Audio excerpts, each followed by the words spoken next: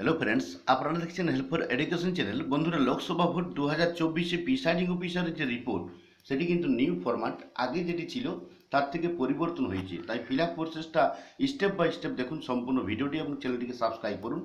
প্রথমে আমরা দেখিয়ে দিব mock poll certificate fill up কীভাবে করবেন। কন্ট্রোল ইউনিট খারাপ হয়ে গেলে বা ব্যালট ইউনিট বা ভিভিপ্যাট ব্যাটারি যদি কোনো অসুবিধা হয়, এরর হয়, তাহলে কিন্তু আপনারা কোন ফর্মটি ফিল আপ করবেন। প্রিসাইডিং অফিসারের রিপোর্টের পার্ট 1, পার্ট 2, পার্ট 3 এবং পার্ট 4 আর পার্ট 5, এই 5টি রিপোর্ট আপনারা কিন্তু লিখতে হবে এবং তার মধ্যে আছে মক পোল সার্টিফিকেট। আমরা সম্পূর্ণ ভিডিওটি দেখুন, চ্যানেলটিকে সাবস্ক্রাইব করুন। স্টেপ বাই স্টেপ আমরা দেখিয়ে দিচ্ছি। দেখুন, আমরা প্রথমে দেখাবো প্রিসাইডিং অফিসারের report part 1, mock poll certificate. সমস্ত এজেন্টরা আপনারা উপস্থিত হয়ে গেছেন এবং আপনারা মক পোল শুরু করছেন।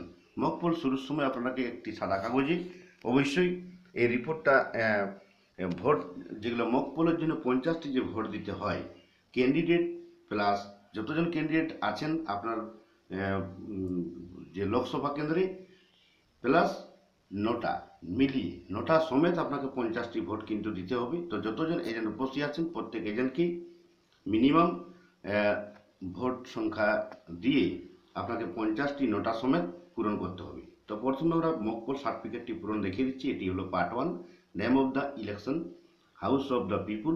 প্রথমে দেখুন, তারপর name of the assembly constitution লিখে দিলাম এবং তারপরে পার্লামেন্টারি কনস্টিটিউশনসি, লোকসভার কেন্দ্রের নাম এবং পোলিং স্টেশনের নম্বর এবং নাম, এগুলিও কিন্তু লিখে দিবেন। অথবা এগুলি প্রিন্টেড লেখা আছে টু বি প্রিন্টেড, এটি কিন্তু আপনার প্রিন্টেড করা থাকতে পারে এই নামগুলি, তাই আপনাকে হয়তো নাও লিখতে হতে পারে। তা আপনাকে প্রথমে দেখুন কন্ডাক্ট অফ মক পোল, এখানে প্রথমে সিরিয়াল নাম্বার ঘরে দেখুন 1, 2, 3, 4 করে যতজন ক্যান্ডিডেট ভোটে দাঁড়িয়েছেন তাদের কিন্তু এগুলা উল্লেখ করা আছে সিরিয়াল অনুযায়ী এবং নেম অফ দ্য ক্যান্ডিডেট, এবং এখানে পাশে নাম থাকবে। যদি নাম এই ফিল আপ এটি যখন পূরণ করবেন, এখানে ক্যান্ডিডেটদের নাম দিবেন সিরিয়াল ওয়াইজ।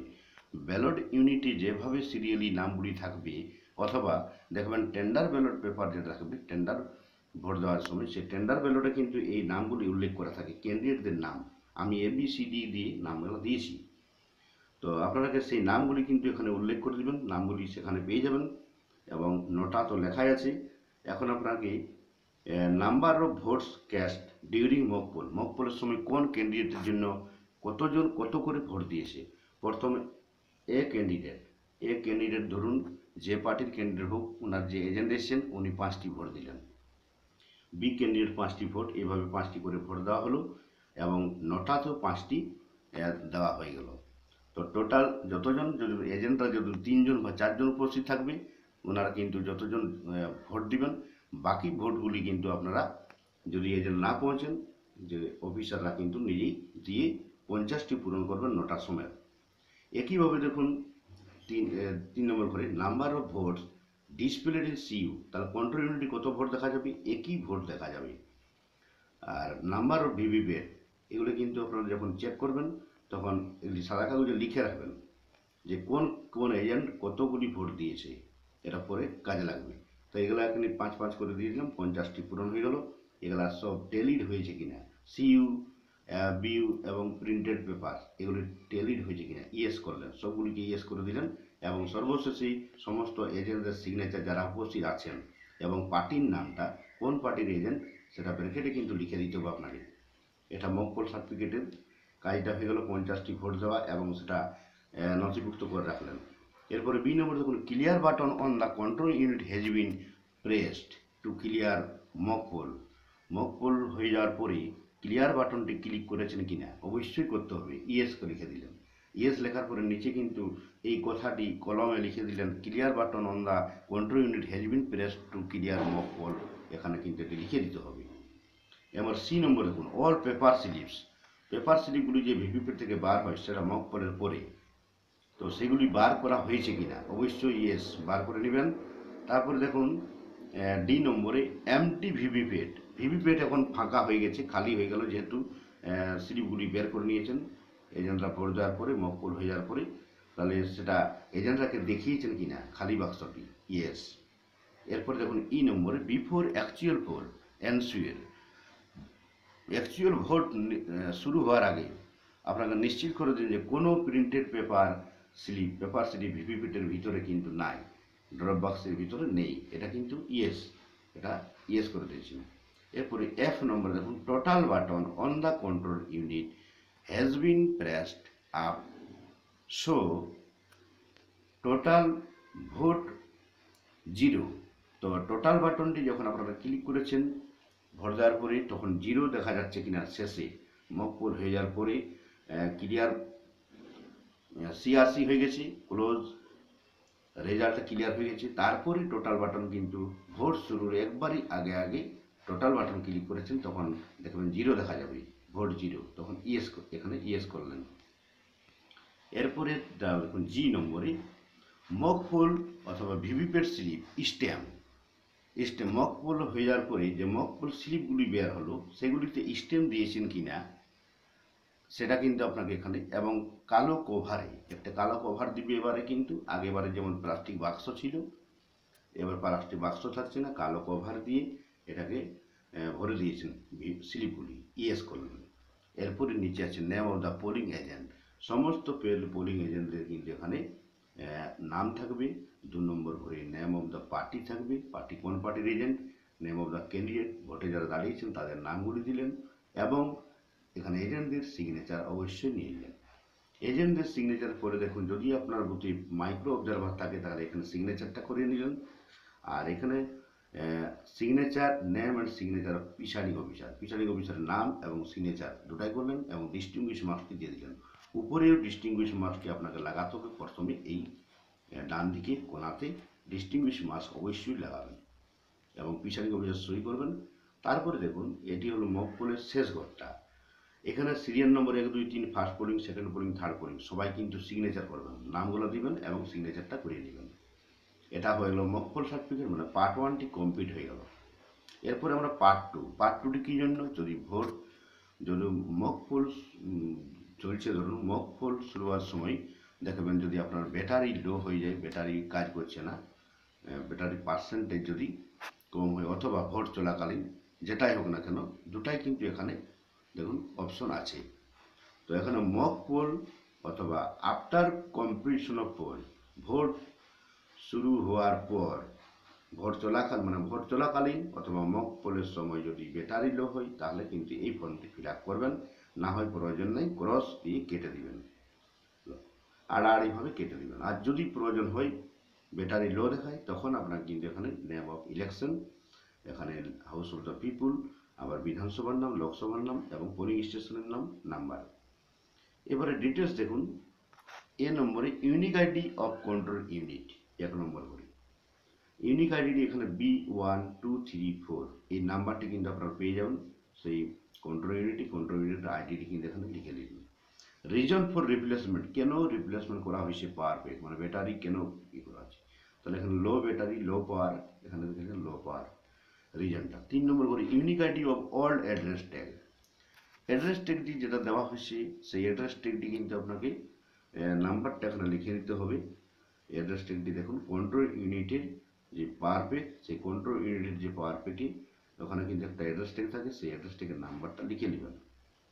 এরপরে আপনাকে নতুন একটা অ্যাড্রেস ট্যাগ দেওয়া হয়েছে, যেহেতু নতুন ব্যাটারি লাগাচ্ছেন, তারপরে আপনারা সেই জন্য পাওয়ার পেকের ওখানে কিন্তু একটা যে অ্যাড্রেস ট্যাগ হবে সেটা নতুনটার আমি সিরিয়াল নাম্বারটি দিয়ে দিলাম A0013, A0012টা সেটা কিন্তু পুরানো, যেটা আগেরটাতে। এরপরে সমস্ত পোলিং এজেন্টদের সিগনেচার, নাম, এজেন্টদের নাম নিলেন এবং পার্টির নাম, এবারে ক্যান্ডিডেট যারা ভোটে দাঁড়িয়েছেন এবং এজেন্টের সিগনেচার, প্রিসাইডিং অফিসার নিচে সিগনেচার করবেন। পার্ট 2 ফিল আপটি হয়ে গেল, প্রয়োজন হলে করবেন। কিন্তু এখানে দেখুন, এখানে কিন্তু সিগনেচার অফ সেক্টর অফিসার, সেখানে সেক্টর অফিসারও সিগনেচার করবেন পার্ট 2টাতে। এরপরে আমরা পার্ট 3 দেখাবো। পার্ট 3টি দেখুন সবাইকে করতে হবে। এটি অ্যাকচুয়ালি যখন আপনারা ক্লোজ বাটন করে দিলেন আর কোনো ভোট হবে না, শেষ যে ভোটার যারা সিরিয়াল লাইনে দাঁড়িয়ে আছেন, শেষ যে ভোটার, সেই ভোটার ভোট দিয়ে দিচ্ছেন, এরপরে ক্লোজ বাটন ক্লিক করতে হবে আপনাকে, ভোট আর দেওয়া হবে না, কেউ এলেও আর ভোট দিতে পারবেন না। তাই ক্লোজ বাটন ক্লিক করবেন ভোট শেষ হয়ে যাওয়ার পরেই। তো এই জন্য পার্ট 3টা কিন্তু ফিল আপ সবাইকে করতে হবে। তাহলে দেখুন, এখানে নেম অফ দ্য ইলেকশন লিখলেন, এবং পার্লামেন্টারি কনস্টিটিউয়েন্সি লোকসভার নাম, নাম্বার এবং আপনার যে এখানে ডেট অফ পোল তারিখটা কিন্তু এখানে উল্লেখ আছে, শুধুমাত্র পার্ট 3তেই কিন্তু তারিখটা উল্লেখ করা আছে এখানে। তো number and name of polling স্টেশনের নাম নাম্বার দিলেন।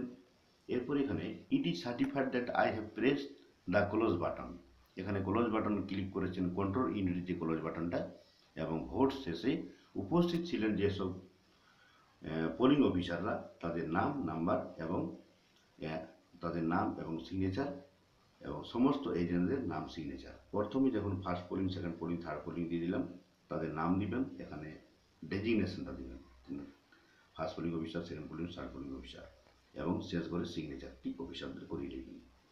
এরপর দেখুন name of the polling agent দিয়ে দিলাম, এখানে নেম অফ দ্য পার্টি, পার্টির নাম, নেম অফ দ্য ক্যান্ডিডেট যারা ভোটে দাঁড়িয়েছেন, তারপরে সমস্ত এজেন্টের সিগনেচার, এবং নিচে অবশ্যই সিগনেচার তো প্রিসাইডিং অফিসার সিগনেচার করবেন, ডিস্টিংগুইশ মার্কসটি অবশ্যই লাগিয়ে দেবেন।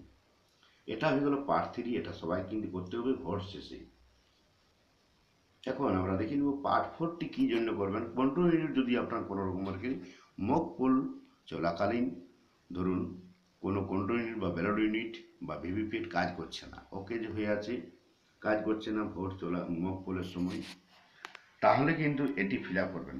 এটি কিন্তু মক পোলের সময় বলা হয়েছে, কিন্তু ভোট চলাকালীন যদি কোনো মেশিন কাজ করে না, তখন কিন্তু এই পার্ট 5টি কাজে লাগবে। এই দুটি মাথায় রাখবেন। পার্ট 4টি হলো মক পোল চলার সময়, আর পার্ট 5টি হলো ভোট চলাকালীন যদি কোনো মেশিন খারাপ হয়ে যায় তবে। আর প্রয়োজন হলে ফিল আপ করবেন, না প্রয়োজন হলে আড়াআড়িভাবে কেটে দেবেন। তা আমরা ধরুন ফিল আপটা করিয়ে দেখাচ্ছি। ধরুন মক পোলের সময় আমাদের ব্যালট ইউনিট বা কন্ট্রোল ইউনিটটি খারাপ হয়ে গেছে, কন্ট্রোল ইউনিট কোনো কাজ করছে না, তাহলে আমরা এখানে ফিল আপ করতে হবে যেমনভাবে বলেছিলাম সেভাবে। আগেরগুলি নাম, হাউস অফ দ্য পিপুল, বিধানসভার নাম, লোকসভার নাম এবং নাম্বার, আর পোলিং স্টেশনের নাম নাম্বার দিয়ে দিলেন। এরপরে ব্যালট ইউনিট বা কন্ট্রোল ইউনিট যেটাই খারাপ হোক না কেন সেটাতে আপনারা টিক চিহ্ন দিবেন। প্রত্যেকটার ইউনিক আইডি, এক নম্বরে দেখুন ইউনিক আইডি যেটা, সেই আইডি সিটের নাম্বারটা কিন্তু আপনাকে ব্যালট ইউনিটের প্রথমে, সে কন্ট্রোল ইউনিট, তারপরে ভিভিপ্যাটে দিয়ে দিলেন। এরপরে যেটা খারাপ হয়েছে 2 নম্বর করে tick, which one found non functioning, যেটা কাজ করছে না সেটাই আপনার টিক চিহ্ন দিয়ে দিলেন।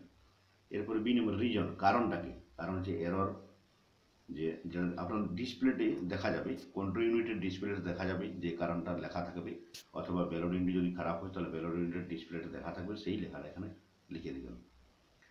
তার নিচে 3 নম্বর unique ID of units given as replacement, যখন আপনাকে যে খারাপ হয়ে গেছে তারপরে নতুন আপনাকে দিয়েছে, নতুনগুলি যে মেশিনগুলো দিয়েছি তাদের সিরিয়াল নাম্বার আপনার আবার উল্লেখ করতে হবে এখানে, এবং এখানে কিন্তু আপনাকে সেক্টর অফিসারের সিগনেচারটা অবশ্যই নিয়ে নেবেন, তাহলে সিগনেচারটা নিয়ে নেবেন। এবং এখানে name of the polling agent, polling এজেন্টদের নাম, পোলিং পার্টির নাম এবং ক্যান্ডিডেট যারা ভোটে দাঁড়িয়েছেন, এবং সিগনেচারটা পোলিং এজেন্টদের, এবং নিচে প্রিসাইডিং অফিসার সই করবেন। তো বন্ধুরা, যদি কন্ট্রোল ইউনিট খারাপ হয় তাহলে কিন্তু সমস্ত এগুলো চেঞ্জ হয়ে যায়, এটা কিন্তু মাথায় রাখবেন। এখন আমরা পার্ট 5টি দেখাবো। ভোট চলাকালীন আপনার কন্ট্রোল ইউনিট বা ব্যালট ইউনিট খারাপ হয়ে গেছে, তখন আপনারা এই ফর্মটি ফিল আপ করবেন, না প্রয়োজন হলে কেটে দেবেন, আড়াআড়িভাবে কেটে দেবেন। তাহলে ইউনিক আইডি অফ ইউনিটস, যেটি খারাপ হয়েছে তারই শুধু সিরিয়াল নাম্বারটা এখানে লিখতে হবে, যেটি খারাপ হয়েছে। কন্ট্রোল ইউনিট যদি খারাপ হয় তাহলে কন্ট্রোল ইউনিটের ইউনিট আইডি লিখবেন। এবার যে সময়টাই খারাপ হয়েছে, যেহেতু ভোট চলাকালীন তাই এখানে সময়টা উল্লেখ আছে 1 PM, একটার সময় আমার ধরুন ব্যালট ইউনিটটি ওকে যে হয়ে গেছে, খারাপ হয়ে গেছে, তখন ভোট কত পড়েছিল সেই ভোটের সংখ্যাটা কিন্তু সি নম্বর করে, সি এর ঘরে দেখুন 300 ভোট পড়েছিল আমার 1 PM। এরপরে কাজ করছে না কেন ব্যালট ইউনিট, এরর দেখা যাচ্ছে, এরর 001, যেটা আপনার ডিসপ্লেতে দেখা যাবে সেটাই কিন্তু আপনারা লিখবেন। এরপরে নতুন আপনাকে একটি মেশিন দিল, নতুন ব্যালট ইউনিট, তার ইউনিক আইডিটি এটা A0124, এটা লিখলেন। এরপরে আপনাকে আবার যখন ভোট শুরু করছেন, সমস্ত কিছু কাজ শেষ হয়ে গেলে দেখুন, যখন আপনার কন্ট্রোল ইউনিট যদি খারাপ হয় আবার সেই মেশিন সংযুক্ত করা থেকে শুরু করে সময় লেগে যায়, তাই আমি এখানে 1:30 PM আবার ভোট শুরু হয়ে গেল। এরপর রিমার্কসে ঘরে যদি কিছু লেখার থাকে তো অবশ্যই লিখবেন, না লেখার থাকে দরকার নেই, এটা কিছু লেখার দরকার নেই। Name of the polling agent, পার্টির নাম, ক্যান্ডিডেটের নাম এবং সিগনেচার, পোলিং এজেন্টের সিগনেচার, এখানে প্রিসাইডিং অফিসার সিগনেচার করবেন, ডিস্ট্রিবিউশন মার্কস লাগাবেন, সেক্টর অফিসার সিগনেচার করবেন।